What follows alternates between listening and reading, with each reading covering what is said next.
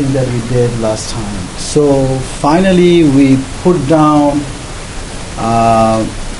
the details of how the optimization phase of the simplex method works, right? Again, remember, optimization phase means that's the phase where all the so we start with a feasible dictionary, and then we apply pivoting operations until we get to a final dictionary. That's the optimization phase. What is the initialization phase again? Initialization phase is when you start with an infeasible dictionary, and then you have to apply pivoting until you get to a feasible dictionary. We haven't talked about that yet. So right now we have been assuming that magically we start with a feasible dictionary, and we are applying the pivoting operations to come up with the final dictionary and rid of the optimal solution. All right, so today what I want to do today is basically my goal now is to think about, well, okay, we have talked about the optimization phase, the pivoting operations, and now I want to give some details like how do I know that this simplex method works? How do I know it works? It gives me the the optimal solution. And so the first thing that I need to do to achieve that is start with the following result. And you can call it a proposition if you want. Proposition.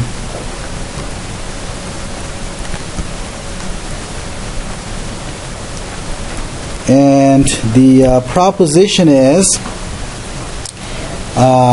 let D be a feasible dictionary. So I'm going to write just DIC for dictionary, and so let's let D be a feasible dictionary. Then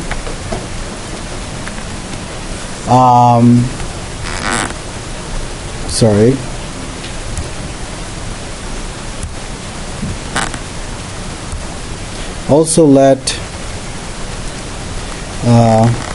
D prime be the dictionary obtained from D by applying the pivoting operation.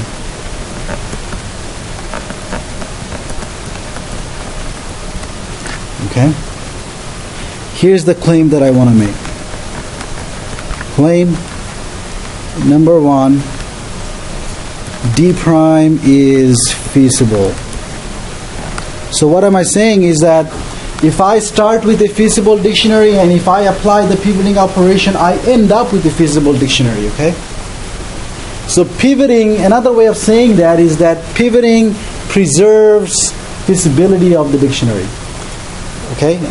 Pivoting preserves feasibility. Number 2, under pivoting, the value of the objective function remains non-decreasing. Under pivoting,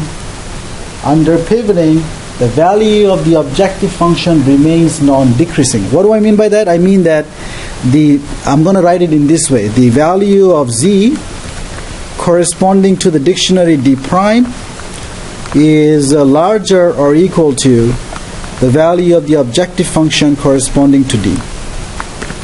So remember, I obtained D prime from D, and I'm saying that when I apply pivoting, it doesn't decrease the value of z. It always either increases the value of z or it keeps it the same. Pivoting, the operation of pivoting either increases the value of the objective function or it keeps the value of the objective function the same. It cannot give you a smaller value of z when you apply pivoting. Is everybody clear? So that's my proposition, and I want to see why this is true. Now, I'm not trying to justify this proposition just for the heck of proving something. It also is going to give us some good ideas about, exactly when is it the case that the objective function remains the same under pivoting. And that's a very important case, because think about the simplex method you're applying. If you're applying the simplex method but it doesn't change z, right? Now, some of the worst cases that can happen is that for a long time the program runs and the z value doesn't change, right? And that could be a problem. That could be problematic in terms of computational complexity. Okay. So we want to see when could that happen, that the z value stays the same. It doesn't change as you apply pivoting. So in order to see why this proposition is true, I am going to use my notation from last time, which is this notation here, that I am denoting xb to be the vector of basic variables, and xc the vector of co-basic variables, and I have the z, which is c0 plus c transpose times xc, and the expanded form of that is what I have here, right? And I'm going to write that down again today, but that's the one that I'm going to use. Okay? Is everybody clear what the goal is? Okay. So here is the justification or sketch. Let me say sketch of proof, because I'm not going to write down everything.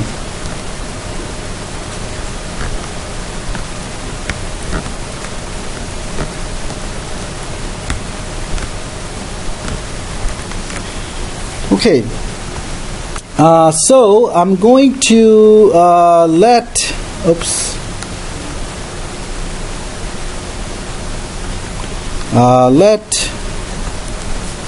D be given by, so here's my dictionary D. I'm going to write it down in the following way. xb1, so that's my first basic variable, and I'm going to write it as b1 minus a11 xc1 minus dot dot dot and minus a1j xcj minus dot dot dot minus a1n xcn. Is everybody okay? So I'm writing down the first constraint in this way. I solve for the basic variable, right? And then let me write down xb2 as well. So what will be xb2? It will be b2 minus a21 xc2 minus dot dot dot minus a2j xcj. I'm sorry, there is a typo here. This should be xc1, right? This should be xc1. So xc1 minus dot dot dot a2j xcj minus dot dot dot minus a2n xcn. And then I go dot dot dot. I'm not going to write, I cannot write all of them, so let me write xbi to be bi minus ai1 xc1 minus dot dot dot minus aij xcj minus dot dot dot minus ain xcn. And then I'm not going to write any more dot dot dot. The last one would be what? The last one would be xbm. Remember, we were assuming that we have m constraints. So bm minus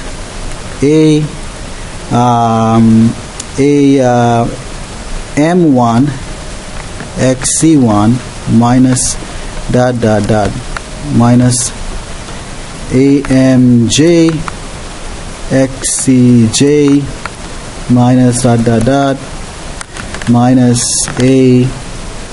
amn xcn. And finally, I want to write down the z. Z is c0 plus c1 x c1 plus dot dot dot plus cj xcj plus dot dot dot plus cn xcn. Okay. The subscript C for the non-basic variables means co-basic. That's why I'm using C as a subscript on the right-hand side to make sure that we know that we are on the right-hand side we have the non-basic or co-basic variables. Okay, so that's the so that's what I'm calling the dictionary D. Okay, so this is my dictionary D. Okay, now how do I get D prime, the next dictionary? The next dictionary D prime is obtained by using pivoting.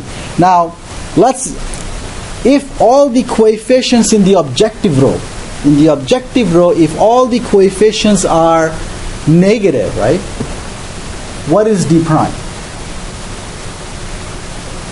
If all the coefficients in the objective row are negative, what is D prime?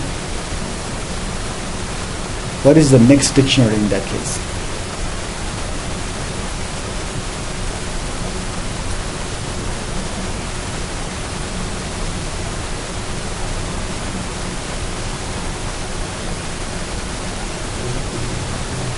Yeah, it's just D, right? Because that's the final dictionary. It is D, so there is nothing to see. Okay, so I'm going to assume that at least one of the coefficients is positive. Okay, so assume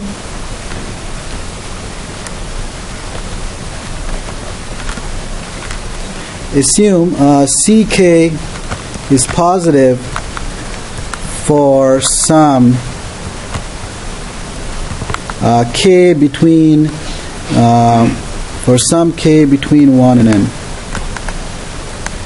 Okay, so that means I have a candidate for an entering variable, right? If all of them are negative, I don't have a candidate for an entering variable, so there is nothing to do in that case.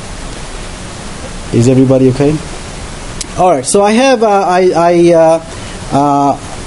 have that some ck is positive, and let's say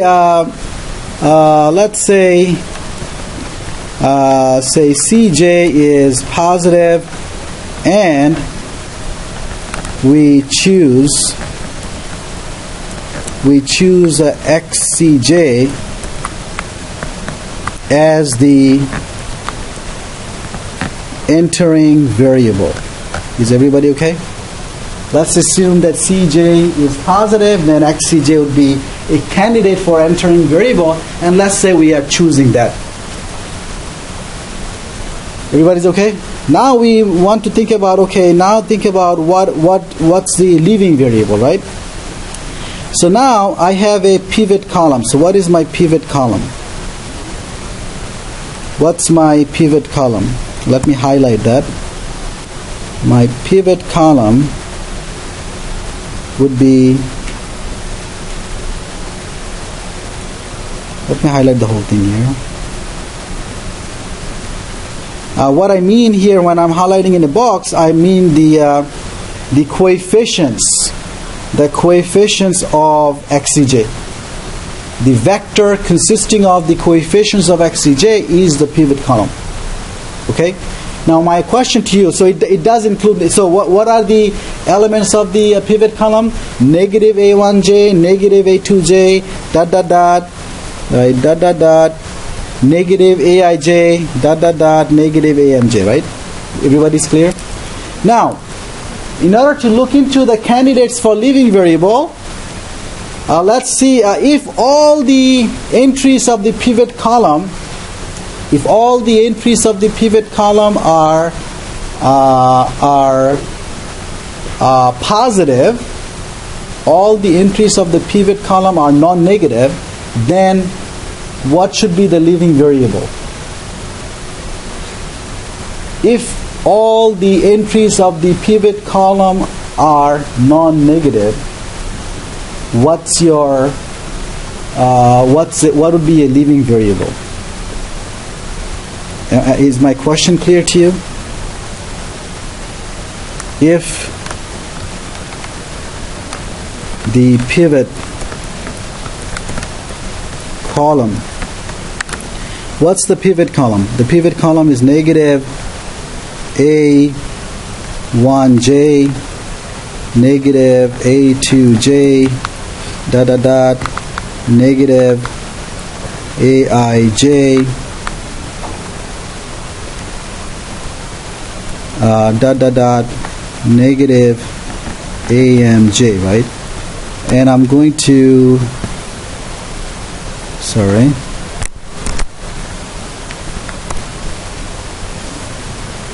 so this is my pivot column, right? And if the pivot column is so that all the entries are non-negative, right? Then what? Then what happens? If the pivot column has entries which are all the entries of the pivot column are non-negative, then what's your candidate for the living variable?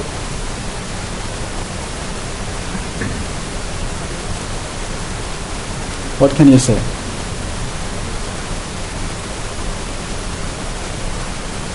What did we say in this case?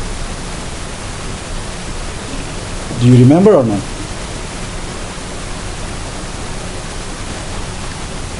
Let's look at the pivot column. Remember, except for the entering variable now, I can forget about the other co-basic variables, because they will be zero in the next dictionary as well. So I focus on the constant vector and the pivot column, right? If all the coefficients are non-negative, then xej could be made as big as I want to without making any of the basic variables negative, right?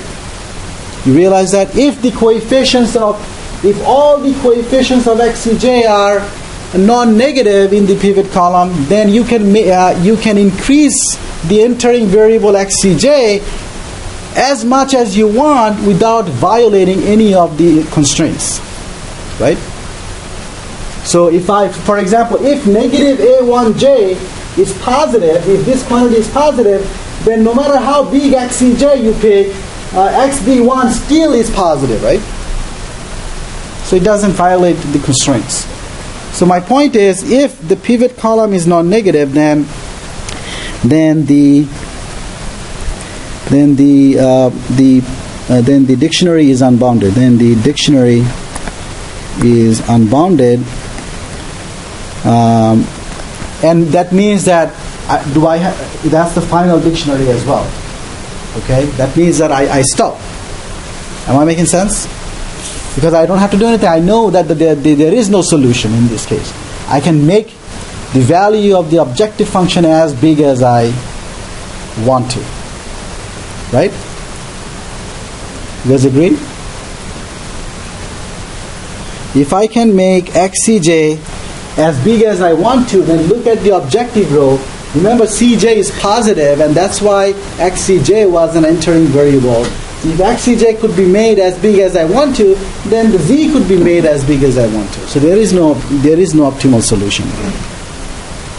So now I come to the point where some of the entries of the pivot column would be negative. Is that okay? So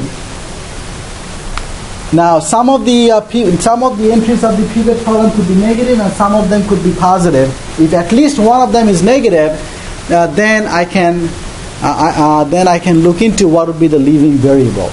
Now, without loss of generality, I can assume that all the entries of the pivot column are negative. You agree? If some of them are positive, I can ignore them, right? I pretty much ignore them. Is that clear? So without loss of generality, I'm gonna use this abbreviation for this for this phrase. So without loss of generality, assume that the pivot column, assume that all the entries of the pivot column are negative. If some of them are positive, you simply ignore them, right? Or non-negative, you simply ignore them. So it's okay to assume that all of them are negative. It doesn't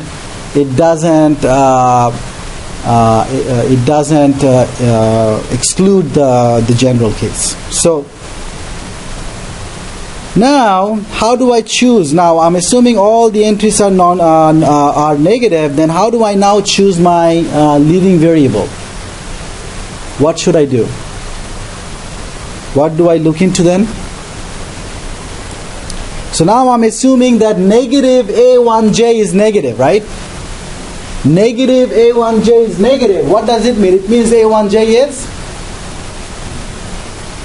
If negative A1j is negative, then A1j is positive.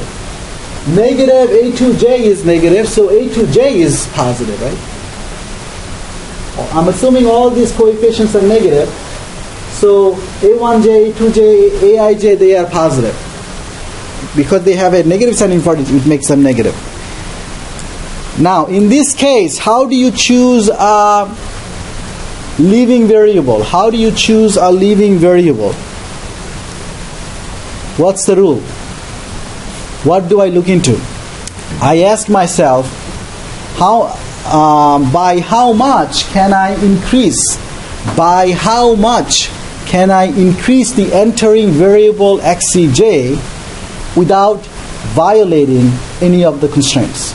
By how much can I increase the entering variable xcj without violating anything? Right? What does it mean? Again, besides the entering variable, I can ignore all the other variables on the right hand side because they are all zero. They are non-basic variables, so in the next dictionary they will be zero. So if I sort of delete them from the dictionary, what do I end up with? If I delete them, what do I end up? So for example, in the first equation where I have xb1, there if I ignore all the terms except for what? Except for, so I look at xb1 is equal to b1 minus a1j xcj, right? All the other variables are zero, so that I can ignore them. Is that making sense? So from there, I know that so I'm asking how large can I pick xcj without violating the fact that xb1 is non-negative, right? So I want xb1 to be non-negative, and that's going to tell me how large xcj I can pick. So how large can I pick xcj? What's the maximum I can pick xcj? What is it?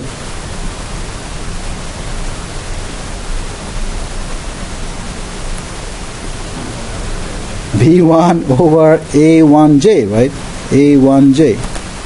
That's the maximum I can pick XCJ without violating the fact that XB1 is non-negative. Is everybody clear? Right? So I could do that for each of the equations, right? So let me do that. So here, from here, I obtain that XCJ is less than or equal to B1 over A1J. Here I get that XCJ is less than or equal to B2 over A2J, right? Here I get XCJ is less than or equal to BI over AIJ. And the last one I get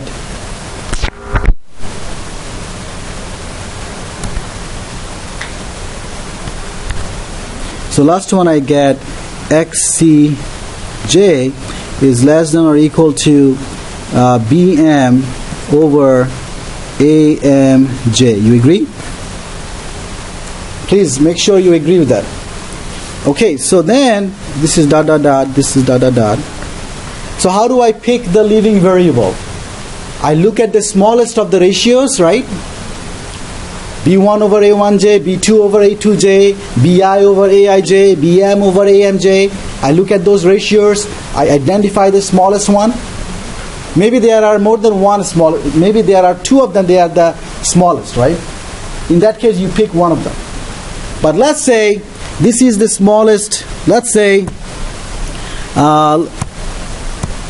this is the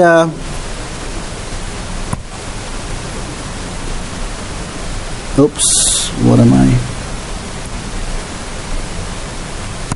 I'm trying to highlight this, but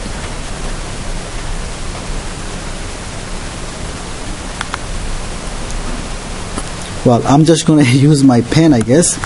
So this is the, let's say this is the smallest. BI over AIJ is the smallest ratio. And then what is my leaving variable? My leaving variable then is XBI. XBI would be my leaving variable.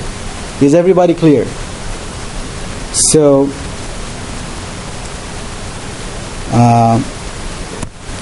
let's let XBI be the leaving variable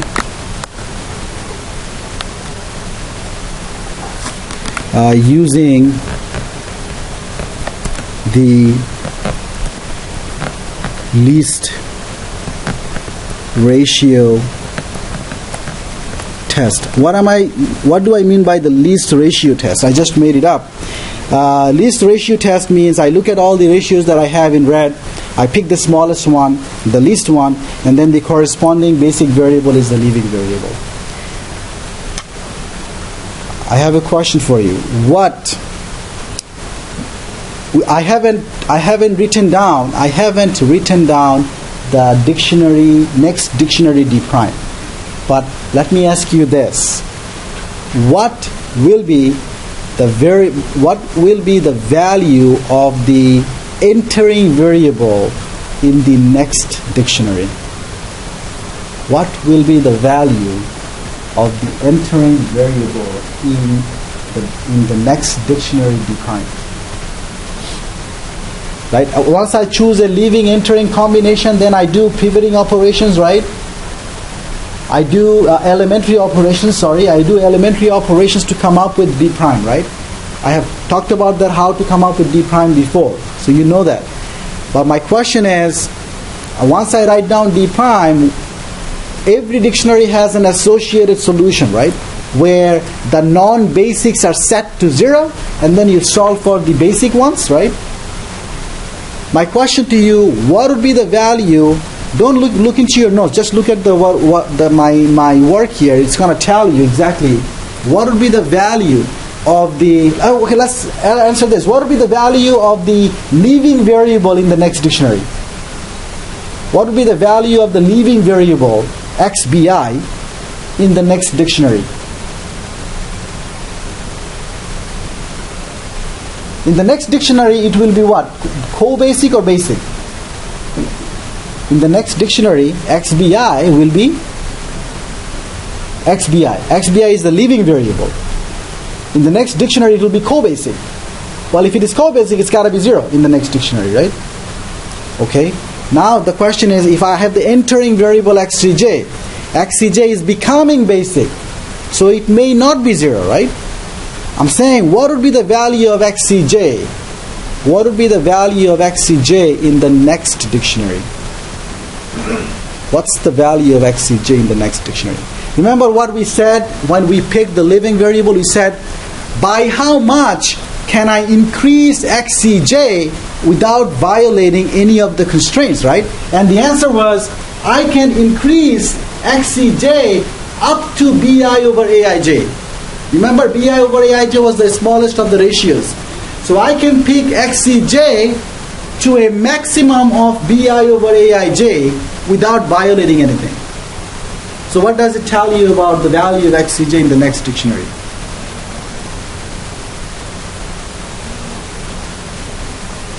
What should that be?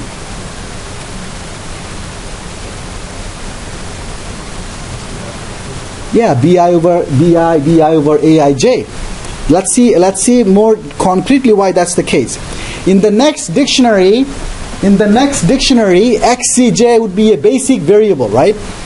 Can you tell me what is the equation for XCJ in the next dictionary?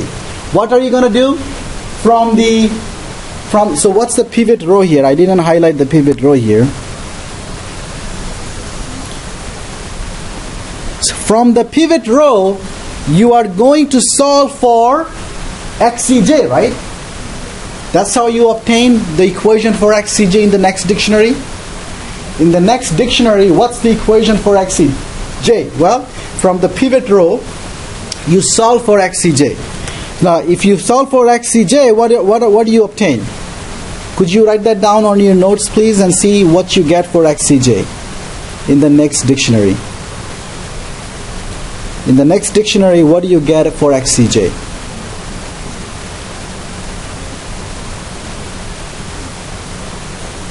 Look at the pivot row and just solve for XCJ, right? Look at the pivot row, solve for XCJ. What do you get?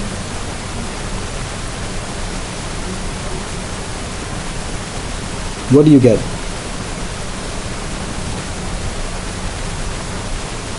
Go ahead, write it down. You cannot just do it in your head. Just write it down. If you solve for XCJ, what do you get?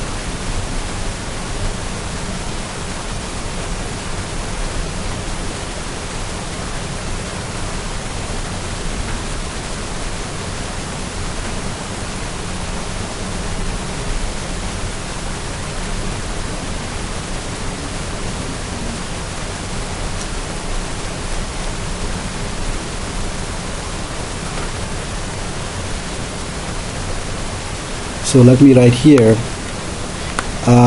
in the next dictionary D prime, XCJ, the entering variable XCJ equals what? Notice that I'm going to solve for XCJ, which means that I'm going to get BI over AIJ. I'm going to get BI over AIJ plus, I should say plus, or no, I should say minus X BI, because that basic variable the leaving variable BI will go on the right hand side, and then I'm going to write the rest of the terms. The rest of the terms are what? The first, it will be minus AI1 over AIJ XC1, right? Minus AI1 over AIJ times XC1 minus dot dot dot minus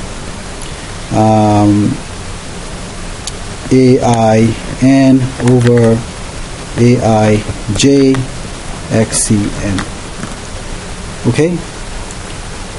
So you're gonna divide minus AI1 by AIJ in order to get the coefficient of XC1 in the next dictionary.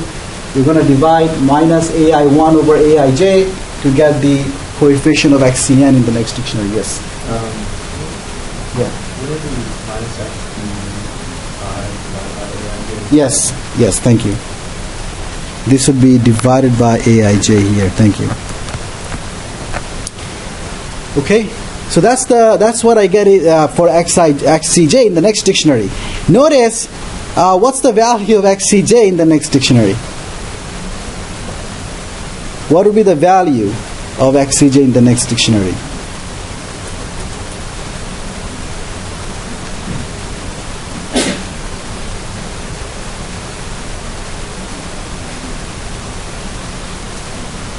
So in the solution associated with the next dictionary D prime, XCJ equals what? Well, all the now XBI is a co-basic, right? So all the co-basics are set to 0. You're left with what? BI over AIJ. That's the value of the new basic variable in the next dictionary, right? Is that making sense? Everybody's okay with that? Now, can someone tell me what's the value of each of the other basic variables in the next dictionary? Notice that in order to come up with the value of each of the basic variables in the next dictionary, I can ignore all the co-basic variables, right? Because they are 0 in the next dictionary. Am I making sense? So in the next dictionary, my question to you, so what's the value? So my question is, what's the value of XB1 in the next dictionary? What I mean by in the solution associated with the next dictionary, in the solution associated with the next dictionary D prime, what's the value of XB1? How do I find that? What is XB1? Well, you go to the row for XB1, you see XCJ there, right? Replace XCJ by its value. Replace XCJ by its value. Remember, all the other variables on the right hand side of XB1 would be what? 0. So the value of XB1 in the next dictionary would be B1 minus A1J times XCJ. But what is XCJ?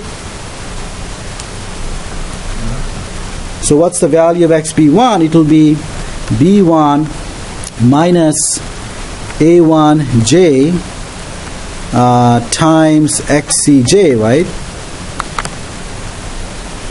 Am I making sense? In the next dictionary, the value of XB1 would be B1 minus A1J times XCJ, because all the other co-basic variables would be 0.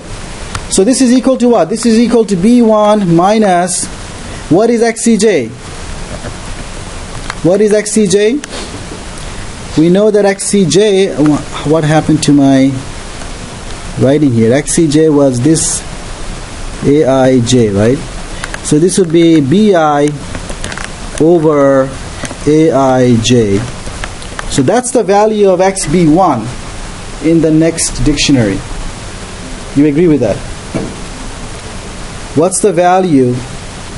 What's the value of B2 in the next dictionary? It will be B2 minus A2J times XCJ.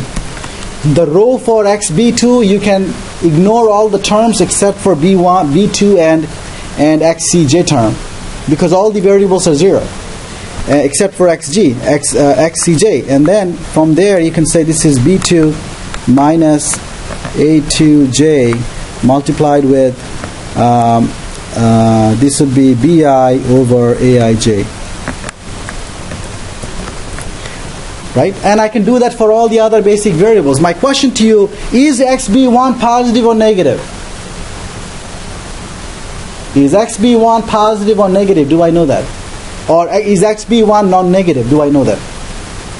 Somebody give me an argument why xb1 has to be non-negative. Remember what I was trying to show. In the dictionary D prime, the dictionary D prime is a feasible dictionary, right? That's what I want to show.